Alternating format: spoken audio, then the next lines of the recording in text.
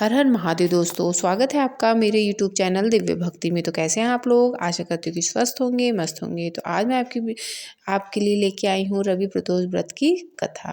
तो कथा को पूरे आनंद से सुनिए, ध्यान से सुनिए, मन लगा के सुनिए और कथा अच्छी लगे तो फ्रेंड और फैमिली में ज़रूर शेयर करिए। तो चलिए कथा का हम आरंभ करते हैं। एक गांव में अति दीन ब्राह्मण निवास करता था। उसकी साध्वी स्त्री प्रदोष व्रत किया करती थी। उसे एक ही पुत्र रतन था। एक समय की बात है, वह पुत्र गंगा स्नान करने के लिए गया।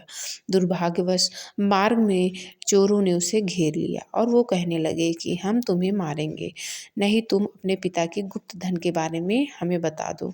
बालक दीन भाव से कहने लगा कि हे बंधुओं, हम अत्यंत दुखी दीन हैं, हमारे पास धन कहाँ है।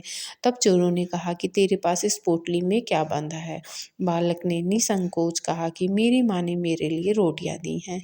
यह सुनकर चोरों ने अपने साथियों से कहा कि साथियों, यह बहुत ही दुखी मनुष्य है, अतः हम किसी और को लूटेंगे। इतना कहकर चोरों ने उस बालक को जाने दिया। बालक वहां से चलते हुए एक नगर में पहुंचा। नगर के पास एक बरगद का पेड़ था। वह बालक उसी बरगद के वृक्ष की छाया में सो गया। उसी समय उस नगर के सिपाही चोरों को खोजते हुए उस बरगद के वृक्ष के पास पहुंचे और बालक को चोर समझकर बंदी बना राजा के पास ले गए। राजा ने उसे कारावास में बंद करने का आदेश दिया। ब्राह्मणी का लड़का जब घर नहीं लौटा तब उसे अपने पुत्र की बड़ी चिंता हुई। अगले दिन प्रदोष व्रत था। ब्राह्मणी ने प्रदोष व्रत किया और भगवान शंकर से मन ही मन अपने पुत्र की कुशलता की प्रार्थना करने लगी। भगवान शंकर ने उस ब्राह्मण की प्रार्थना स्वीकार कर ली। उसी रात भगवान शंकर ने उस राजा को स्वप्न में आदेश दिया कि वह बालक चोर नहीं है, उसे प्रातः कल छोड़ दे, अन्यथा तुम्हारा सारा राज वैभव नष्ट हो जाएगा। प्रातःकाल राजा ने शिव जी को आज्ञा अनुसार उस बालक को कारावास में मुक्त कर दिया। बालक ने अपनी सारी कहानी राजा को सुनाई। सारा वृतांत सुनकर राजा ने अपने सिपाहियों को उस बालक के घर भेजा और उसके माता पिता को राज दरबार में बुलाया। उसके माता पिता बहुत ही भयभीत थे।